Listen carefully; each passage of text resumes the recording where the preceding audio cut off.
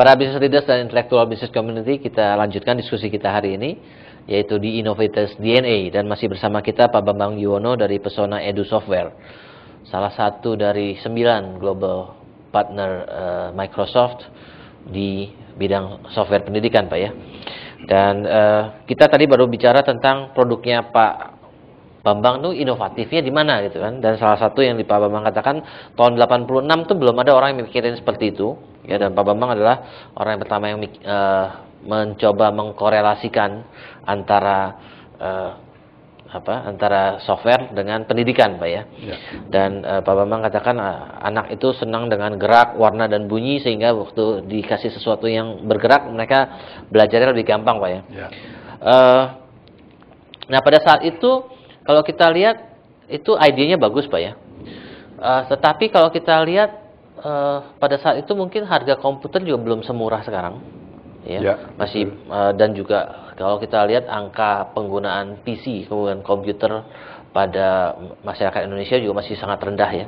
Nah, dalam hal tersebut, dalam hal namanya innovation itu kan bukan hanya sekedar invention, Pak ya. Invention menemukan sesuatu yang baru, tetapi tidak memikirkan pemakaiannya. Betul. Tapi innovation itu berarti ada pemakaiannya, dalam arti kata ada business side-nya, Pak ya. Nah, dalam arti kata itu apakah pada saat itu software pendidikan itu visible, Pak? Dalam arti kata softwarenya sendiri waktu dibuat mungkin mahal atau enggak, nanti saya perlu tanya Pak Bambang. Tetapi unitnya sendiri, komputernya sendiri untuk menjalankan itu masih jarang dan juga relatif mahal pada saat itu. Betul. Gimana, Pak? Betul sekali yang Pak Bayu sampaikan. Jadi itulah tantangannya, Pak. Tapi visi kami bahwa keberadaan komputer itu tidak bisa dihindari. Karena itu tidak ada gunanya untuk pro dan kontra, baik atau tidak baik anak pakai komputer dan tidak, tapi it's a must. Karena teknologinya ada di sana. Karena itu hanya soal waktu. Jadi betul kalau dikatakan kami berdarah-darah, yes. Jadi di tahap awal itu sudah bukan berdarah-darah lagi, Pak, itu setengah mati, benar. Tapi kami sangat yakin bahwa kalau sesuatu yang memang diperlukan dan kualitasnya itu bagus, itu point of return-nya soal waktu aja. Tapi kembali pada saat dibuat sampai dengan bisa visible economically, itu ada perhitungannya nggak, Pak? Maksudnya you can say itu tinggal nunggu waktu. Tapi kalau setelah sekian lama kita tahan napas, lama-lama nggak kuat juga kita tahan napas ya. Betul. Ya, saya kira itu seiring. Ya, karena walaupun komputer mahal pada waktu itu dan sangat jarang, itu kami yang mulai mempromot itu. Ya. Dan kami berpikir untuk waktu tahap awal itu memang mengenerate pendidikan komputer di sekolah. Orang lain bikin kursus, saya nggak bikin kursus, tapi saya dealing dengan sekolah. Soal sekolah saya bilang, komputer saya sediakan, guru saya sediakan, you tinggal bayar iuran tiap bulan, kurikulum saya develop, so the headmaster cukup menyerahkan segala macam urusan pendidikan komputer ke kami. Nah, dari situ bagian dari bagaimana kita membuat IT literate, baik ke guru maupun ke anak-anak. Dan itu berlangsung terus sampai sekarang, Pak. Ya, karena guru-guru sekarang pun masih have a big problem. Karena untuk ICT literate ini masih jauh sekali dari harapan kita. Dan software ini baru kami buat based on national curriculum itu tahun 2001, Pak. Setelah riset sekian lama. Nah, karena ini sudah based on national curriculum, maka ini akan menjadi tools yang sangat berguna baik bagi guru maupun muridnya. Nah, pada saat itu saya kira semakin banyak yang menggunakan dan otomatis itu akan mengenerate income yang bisa ini. Jadi Pak, berapa lama Pak dari mulai sebenarnya ide itu come from yourself atau from dari teman atau dari mana Pak datangnya? Kami ada 3 orang foundersnya Pesona Edu. kami sharing idea di situ untuk kemudian memilih ini yang tepat. Nah, dari situ ya sudah kita jalanin saja dengan segala macam step 5 tadi itu yang akhirnya kita bisa survive. Pertama kali sampai dengan break even berapa lama tuh, Pak? Well, kalau boleh dihitung tahun, Pak. Kalau khusus untuk software developersnya, Pak ya, mungkin 88 sampai 2003. Berapa itu, Pak? 15 tahun. Ya. 15 tahun baru break even. Ya. Oh, selama dari software developers ya. Kalau dari aktivitas training itu kita memang ada training yang lain. Ya, computer lesson at school lah. Computer ya, itu kita ada income dari sana. Jadi dari sana membiayai ini ya. Ya. Karena computer lesson at school itu nggak punya nilai inovativeness ya, Pak ya. Ada juga karena kita provide including the software. Jadi software yang kami buat pertama kali itu masih in the floppy disk yang 5/4 inch. Itu belajar tambah kurang kali bagi seperti itu, sangat sederhana. Itu sudah mulai kita jual dengan cara pelajaran di sekolah itu. Nah, sejak ini menjadi kurikulum nasional, ini kita bisa lebih national wide market. Jadi tahun 88 sampai 2003. Biasanya sebelum populer nggak ada yang mau bajak lah, Pak ya. Tetapi begitu mulai populer, ada yang mulai membajak nggak, Pak? Itu risikonya, tapi itu bagian dari research kami.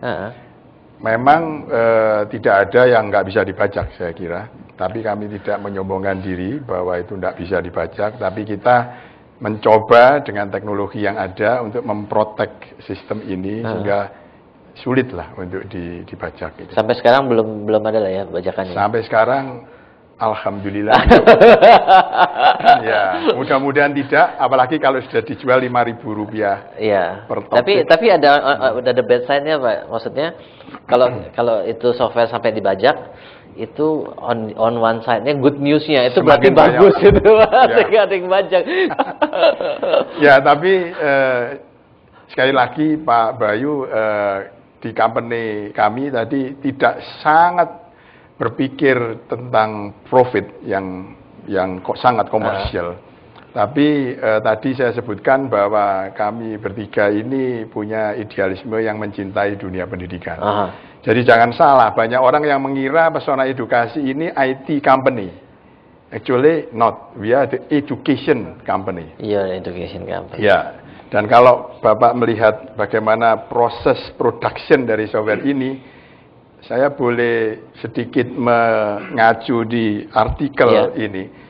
Kayaknya seperti zaman Renaissance. Bagaimana Medici family itu mengumpulkan berbagai macam orang untuk di Florence itu dijadikan suatu revolusi budaya yang kemudian kita kenal dengan Renaissance. Karena di kantor saya, di production site ini, ada banyak artis, ada illustrator, tukang gambar yang nggak ngerti efek Doppler, Pak. Ada animators yang membuat film-film animasi, ada arsitek. Dan saya sengaja merekrut beberapa orang arsitek karena saya tahu ada kreativitas yang ada di situ. Ada computer science of course, ada orang elektro, ada guru, ada PhD, masing-masing bidang studi. Disitulah kita. Overall berapa orang, Pak? Kira-kira saat ini 70-an, Pak. 70-an full-timers? Full-timers. 70-an full-timers. Di samping kami punya sangat banyak konsultan, khususnya PhD dan doktor di bidang subjek masing-masing. Biologi kan harus ada yang ahli biologi, Pak. Kimia, yang ahli kimia, dan seterusnya. Jadi memang kerja besar dan associative tadi itu very important untuk menghasilkan inovasi. Ya seperti tadi, Pak, itu belum ada di dunia yang menceritakan lingkaran dengan cara menggambarkan anak diajak untuk mengeksplor bentuk yang tidak lingkaran. Gerobak yang rodanya tidak lingkaran itu seperti apa? Nah, itu belum ada. Atau menjelaskan misalnya tentang gerak relatif bumi terhadap matahari.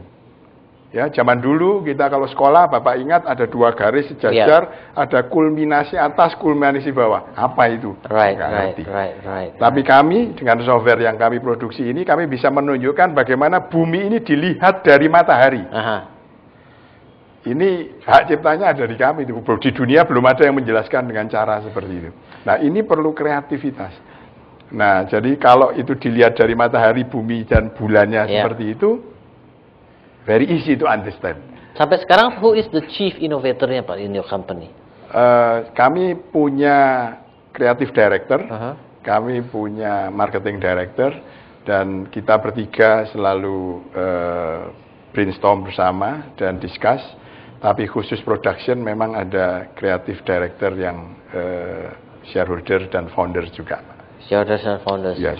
Nah, dari 3 ini semua orang masih terlibat semua, Pak ya?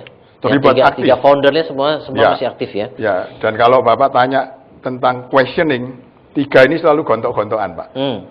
Di situ questioning tapi nggak sampai berjalan. babak belur, Pak ya?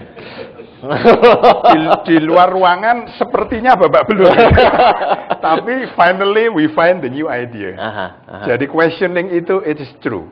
Kita tidak pernah. Jadi kalau counterpart saya yang ngomong A, saya akan ngomong Z, Pak. Oke. Untuk menguji kebenaran dia, dan ini culture yang ada. Kalau partner saya yang satunya ngomong yang begitu, saya akan memposisikan yang lain, dan demikian seterusnya. Jadi opposite thinking ini yang kemudian selalu partai oposisi lah, Pak ya.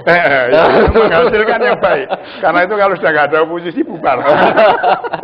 Oke, Pak Bambang, menarik sekali. Kita harus break lagi. Jadi buat para business leaders dan intellectual business community ingin terlibat dalam memberikan komentar atau pertanyaan untuk topik kita hari ini ataupun untuk program CEO Reference, silakan SMS ke 0896 kali 788 dan kita break untuk segmen berikutnya.